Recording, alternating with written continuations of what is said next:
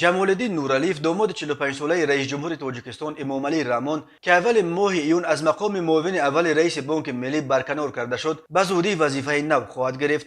در این باره یک منبع نزدیک به حکومت تاجیکستان خبر داد و افزود برکناری نورالیف به یک ماجرای داخلی در عائله امامعلی رحمان ربط داشته. منصب نو گرفتن نورالیف به شیوه اهل این بحث بستگی خواهد داشت. به گفته منبع که روز 25 اوگوست با شرط ذکر نشدن نامش با رادیوی آزادی صحبت میکرد، برخی از اعضای عائله پیشنهاد کردند که کمیته اندوز و گمرک تاجیکستان یک کرده شده یکی از نزدیکان عائله رهبر این نهاد دولتی تعیین گردد. جمالالدین نورالیف با اشاره به جدا و دور از هم بودن وظیفه های این دو کمیته شدند و ضد چنین اصلاحات برآمده است.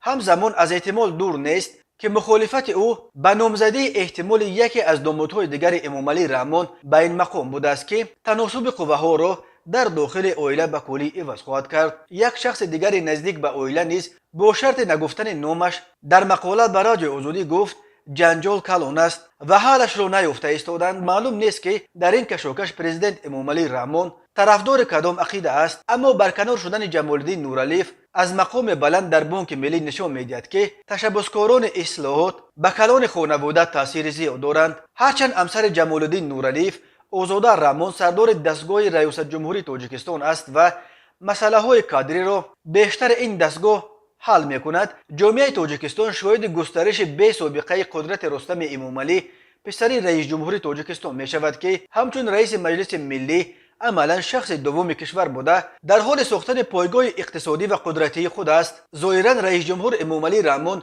به کمیش در بین دو قوه بزرگ عائلوی قرار دارد و از نفوذش در تصمیم گیری های اساسی سیاسی و کادری اکنون با نظر داشت این رقابت گرفته می شود. گمان می رود از وظیفه معاون اول رئیس بانک ملی تاجیکستان برکنار کردن جمالالدین نورالیف که از کادرهای کردان و دانشمند عائله به شمار می رود برای او تصمیم آسان بوده است، اما او این تجربه را دارد که به رفتار بعد از برکناری کادرهای خود نگردد و تصمیم نو گیرد. از اینجا احتمال بازگشت نورالیف زیاد است، ولی برکناری او به شرح حکومت درباره سببها آوازه‌های زیادی را از اشاره مسکو گرفته تا زندگی عائلوی دخترش به میان آورده است. در فرمان رحمان تنها گفته می شود بنابر به کار دیگر گذاشتن، ولی از برکناری نورالیف نزدیک به 3 ماه می‌گذرد. سفیر اتحاد اروپا مرلین جوزفسون در پیام او را ستاره نامیده خواسته است که هرگز تغییر نیابد، همانا هدف والی را دنبال کند. این سخنان سفیر که در پاسخ به